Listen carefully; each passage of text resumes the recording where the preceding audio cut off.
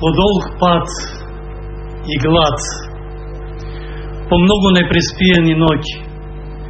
Само од устата на мајка ќе чуевме. Ќе се врниме. Боси и небоси, ќе си ојме дома.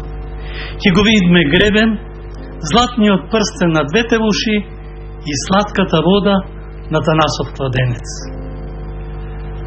Не знам зошто мајка само еднаш така во годината ќе изустеше. Последниот пат ја фати шамијата и вресна. Ичку, ти мајкин, а слушаш ноќта, таа барборка, като празна воденица, слушаш, а не пулиш. Ни лице има, ни очи има.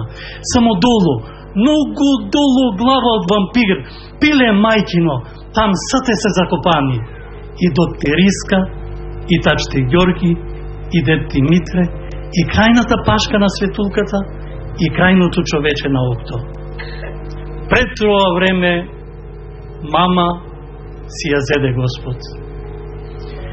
Ние ги слушаме молињата како рикаат и гледаме по патиштата од некаде да го видиме нејзиниот широк воденски фустан. Радио Скопје, прва